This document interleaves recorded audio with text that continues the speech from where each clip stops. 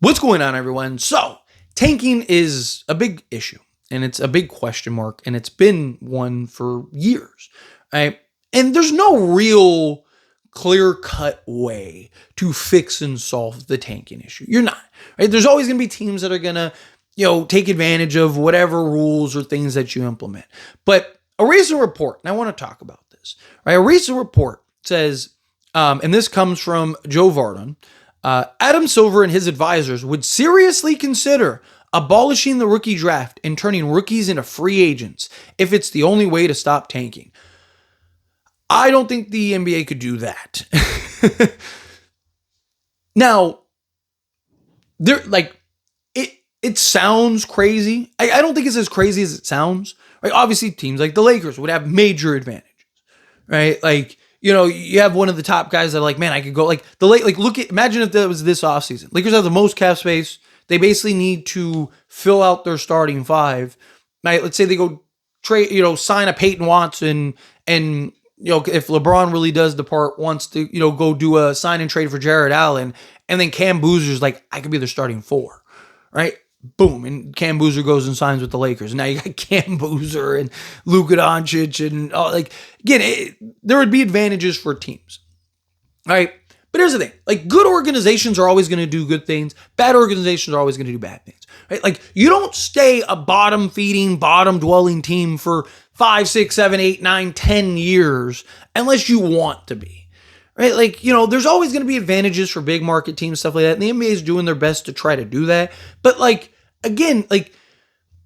good team, it's not a coincidence that no matter what the NBA does, aprons now, all this stuff, the good teams always seem to find a way to make it work and figure it out. The good teams always seem to adjust and adapt and all that stuff, and the bad teams just stay bad. Every year, it's like they're trying to bend over backwards to accommodate these bad teams to try to figure out how to stop tanking all this other stuff. And it doesn't work. The good teams are always going to make the good decisions. The good teams want to be good, so they are. Right? There's a lot of owners that care less about being good. As long as I'm making billions a year off of this, I care less. I care about the bottom dollar, right? Not like the product on the court. You're not going to fix that.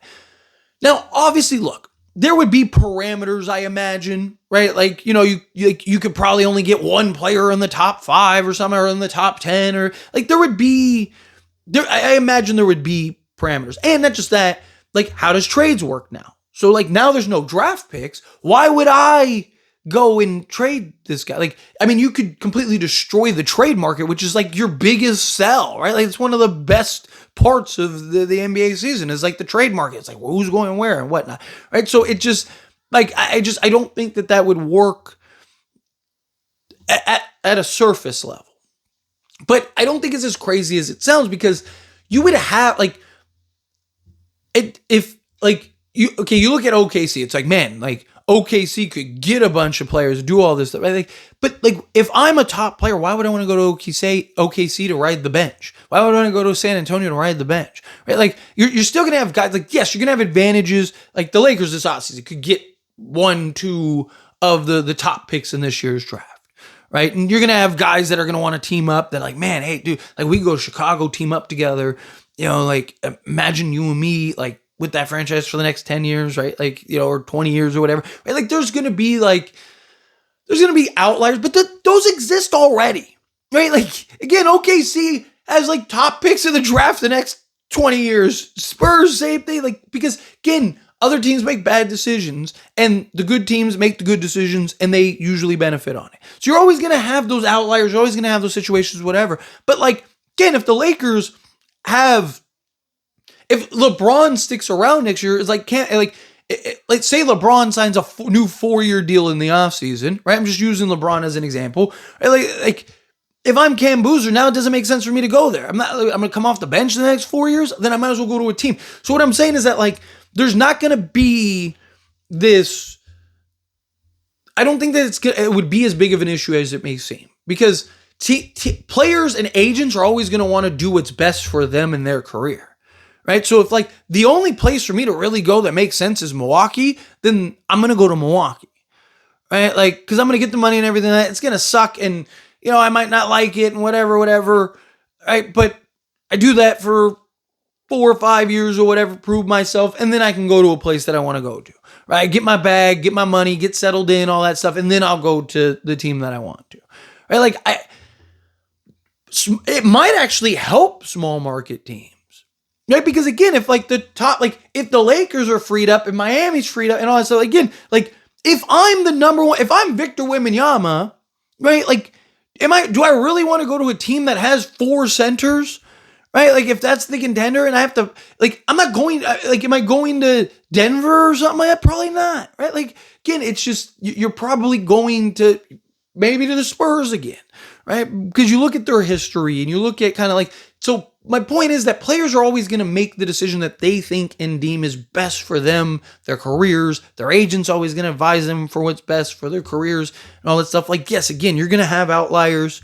You're going to have a Tim Duncan situation, right? With the Spurs, you're going to have, a James Worthy situation. You're going to have situations where, a Wemby goes to team up with Luka in LA, or goes to Detroit, team up with Cade Cunningham, because it's like, man, me and Cade, imagine what we could do type thing. Like, you're going to get things like that, or you're going to get a situation, OKC, Wemby's like, I want to win right out the gate. Let me go to OKC and play next to me, Chet, SGA. Like, you're going to get, yes, things like that. But one, I'm also a big fan of dynasties. I know people dislike it, but it's always what makes the most success for sports. I mean, from NFL to NBA. I mean, when a team is so dominant, yes, everybody complains and gripes about it, but they all watch. They all are rooting for them to lose. Like, it's a win-win regardless, right? So, like, even if dynasties evolve from this and stuff like that, it's good for business. Like, you don't think the Warriors were good for the NBA? You don't think LeBron going to 8 straight NBA finals wasn't good for the NBA? Of course it was. Do you think Chicago dominating with Jordan? You don't think Showtime Lakers? You don't think, the Kobe and Shaq Lakers? You don't think that those things weren't good? Miami Heat, LeBron and stuff like that. Like, everyone always complains about it, but it's great for the league. The viewership's always high. Like, everyone's always like, this is going to ruin the league. And it doesn't. It makes it better, right? Because everybody's trying to beat them. Everyone's trying to, again, it's one of those things where, yeah, you're going to have some outliers, but those things happen regardless. Like, I do think that this is probably the best course of action for the league. Personally, and I actually want to talk about this, do it in a separate video, so that way this video is not like 20 minutes. I think don't make everyone a free agent. Just do like the a draft wheel, right? Where, you get again, using Lakers get the number 1 pick, and then next year they get the 32nd pick, right? Because they're trying to do expansions, all this other stuff. So anyway, as always, this is a discussion. I pass a question to you. Let me know your thoughts and opinions down in the comments. That being said, if you haven't liked this video, hit that like button. Helps me out. So we enjoy these types of videos, and I truly appreciate it. Not subscribe channel, hit that subscribe button. Turn on the bell notifications. Appreciate y'all. See you in the next one.